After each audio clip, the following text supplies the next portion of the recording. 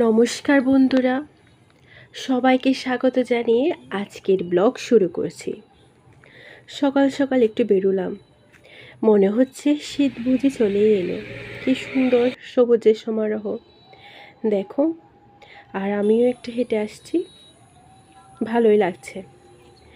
তো বন্ধুরা, আজকে আমি রান্না করব পাবদা মাছের ঝোল আর মিষ্টি কুমড়ো দিয়ে চিংড়ি মাছের তরকারি। তাহলে চলো শুরু করা যাক। প্রথমেই আমি রান্নাঘরে চলে এসেছি, তারপর আমাদের উনুনটি মাটি দিয়ে একটু ভালো করে লেপে দিচ্ছি। তোমরাও কে কে আমার মতো মাটির চুলোয় রান্না করো কমেন্টে জানিও। আর এখন তো সবাই গ্যাসে রান্না করে, কিন্তু মাটির চুলোতে রান্না করলে রান্নাগুলো খেতে ভালোই লাগে আর স্বাদটাও দুর্দান্ত হয়।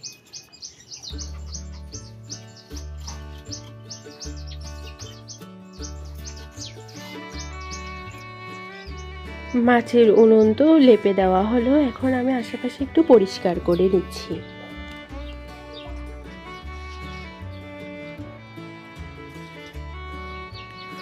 বন্ধুরা, আজকে রান্নাতে আমি সর্ষে বাটা দেব, তাই আমি সর্ষে, কাঁচা লঙ্কা আর একটু নুন, সামান্য জল দিয়ে ভালো করে মিহি করে বেটে নিচ্ছি। বাটাবাটির কাজটা আগে হয়ে গেলে রান্নাটা খুব সহজ হয়ে যায়। এরপর আমি মিষ্টি কুমড়ো দিয়ে চিংড়ি মাছ রান্নার জন্য পরিমাণ মতো মিষ্টি কুমড়ো কেটে নিচ্ছি ডুমো ডুমো করে।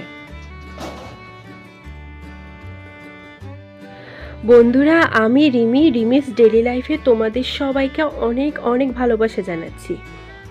তোমাদের যদি আমার এই চ্যানেলের রেসিপিগুলো ভালো লেগে থাকে, আমার চ্যানেলটি অবশ্যই সাবস্ক্রাইব করবে, কমেন্ট করবে আর লাইক করবে। তোমাদের এক একটি কমেন্ট আমার অনুপ্রেরণা। আর তোমরা যদি লাইক করো, কমেন্ট করো, তাহলে আমি প্রতিদিনই নিত্য নতুন ভিডিও নিয়ে তোমাদের কাছে চলে আসবো।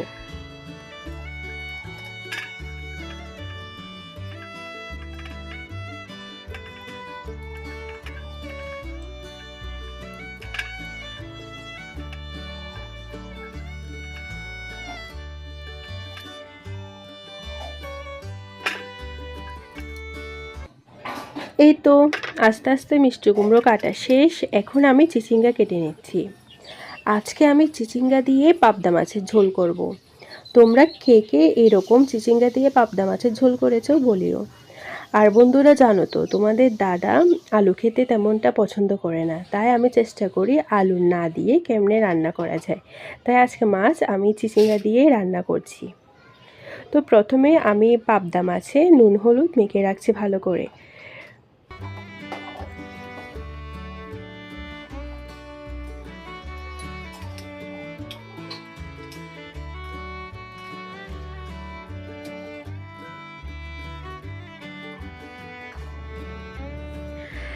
তারপর কড়াইয়ে তেল গরম করে নিচ্ছি।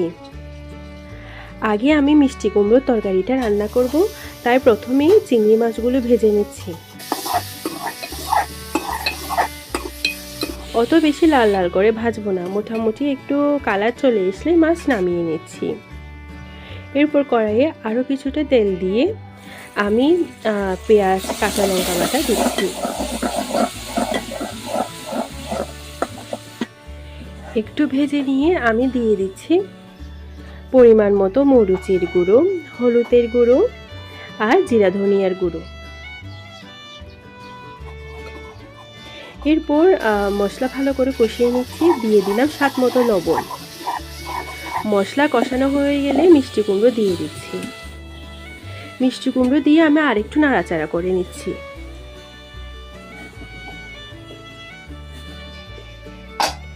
এবার ঢাকনা দিয়ে দিচ্ছি, রান্নাটা একটু তাড়াতাড়ি হবে।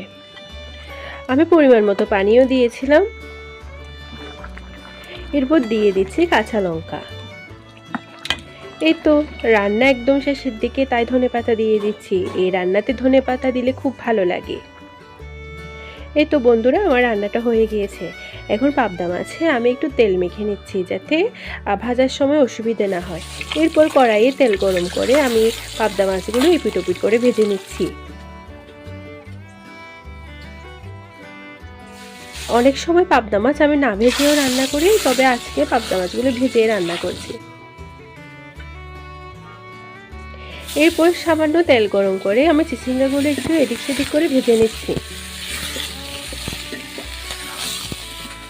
চিচিঙ্গা হালকা করে ভেজে নেওয়ার পরে কড়াইয়ে আর একটু মাছ ভাজা তেল দিয়ে আমি বেটে রাখা পেঁয়াজ, কাঁচা লঙ্কা দিয়ে একটু ভালো করে নাড়াচাড়া করে নিচ্ছি। তারপর হলুদের গুঁড়ো, মরিচের গুঁড়ো একটু বেশি করে দিচ্ছি। তারপর মশলার গুঁড়ো দিলাম, দিয়ে একটু নাড়াচাড়া করে বেটে রাখা সর্ষে দিচ্ছি, আর একটু নাড়াচাড়া করে নিচ্ছি। তারপরে তেল বেশি উঠলে আমি পরিমাণ মতো পানিও দিয়ে দিচ্ছি। আর আমি এখনও রান্নাতে লবণ দিইনি, তাই স্বাদ মতো লবণও দিয়ে দিচ্ছি। এরপর পানি ফুটে ওঠা পর্যন্ত অপেক্ষা করছি আর দিয়ে দিচ্ছি চিচিঙ্গা আর পানি ভালো করে ফুটে উঠলে ভেজে রাখা মাছও দিয়ে দিলাম। তারপর দিয়ে দিলাম ধনিয়া পাতা কুচি। এই সময় সব রান্নাতে ধনিয়া পাতার স্মেলটা খুব ভালো লাগে, আর সামনে তো শীতকাল, তো ধনিয়া পাতা তো দিতেই হবে। এই তো বন্ধুরা, আমার রান্না হয়ে গিয়েছে। এই তো পাবদা মাছের ঝোল আর মিষ্টি কুমড়ো দিয়েছি।